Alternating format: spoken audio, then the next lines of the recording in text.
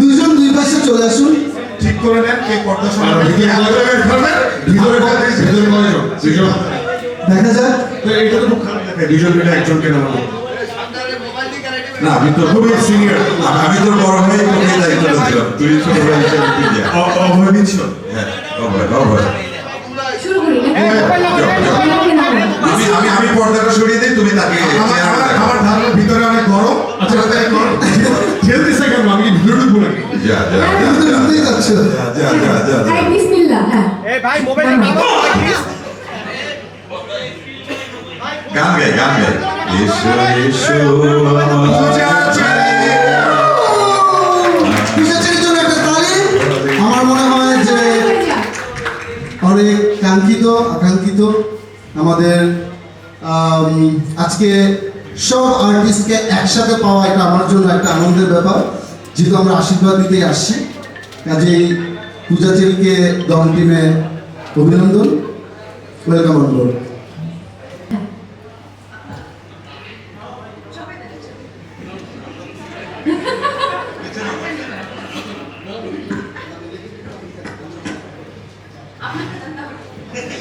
আমি তিনজনই ইনাফ। না সিরিয়াসলি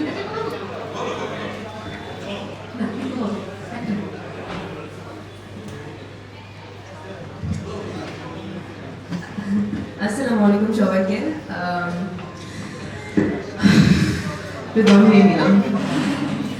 মানে আমি যখন পার্টির ভিতরে ছিলাম সবাই এত কনফিউজড, আমাকে কি কেউ ভালোবাসে না? তুমি যাও তুমি যাও তুমি যাও। আসলে কি কেউ ভালোবাসে না আমাকে? হিসেবে ভালোবাসে না? হ্যাঁ এত সময় নিলেন?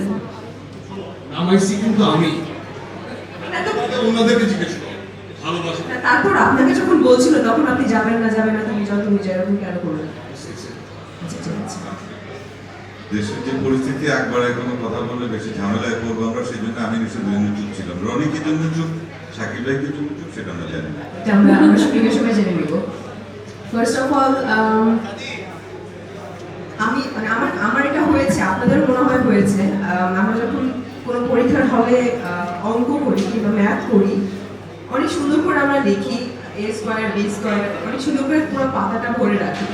যখন দেখি একটু ভুল হয়েছে তখন আবার কেটে পেজটা ছিঁড়ে আবার নতুন করে স্টার্ট করি। তো আমার হয়েছে তাই, আমি খুব সুন্দর করে কথা গুছিয়ে এনেছি, বাট কি বলবো আপনাদেরকে দেখে, সবাইকে সামনে দেখে আমি নিজেই ভুলে গেছি। বাট এটাই বলবো, thank you so much Chorki, SBF আলফাই, শারিয়া শাকিব ভাই এবং রেদওয়ান রনি ভাইকে, যে আমাকে এত ভারী একটা ক্যারেক্টার আমাকে সিলেক্ট করেছে। এবং আমি একটু ভয়ে ছিলাম, এবং এমন না যে খুব ইজিলি আমি ইনভলভ হয়েছি।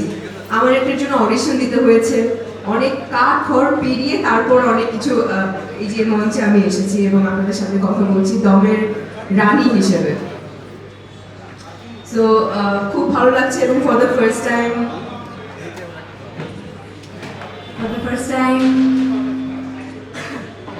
একটু রোমান্টিক হিসেবে তাকালাম, আপনি কিছু বোঝেন না। কি রোমান্টিক? ফার্স্ট টাইম নিশু ভাইয়ের সাথে কাজ করছি, সুপার এক্সাইটেড, কারণ he is a very good actor. And Chanchal ভাইয়ের কথা কি বলবো, আনবিলিভেবল।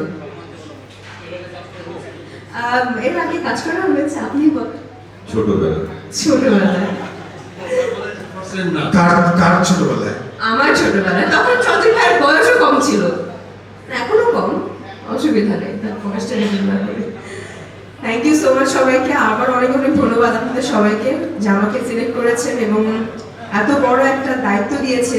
আমি চেষ্টা করবো না, আমি হোপফুল যে আমি আপনাদের আশা কিংবা যে আশাটা আমার উপর রেখেছি সেটা রাখতে পারবো, এবং আপনাদের দোয়া তো অবশ্যই লাগবে। তাছাড়া আমি একদমই আমার নতুন যে জার্নিটা আমি শুরু করতে পারবো না। আশা করছি দোয়া করবেন এবং সেই ভরসাটা রাখবেন আমার উপরে। Thank you so much. আমি কিন্তু ছাড়ছি না।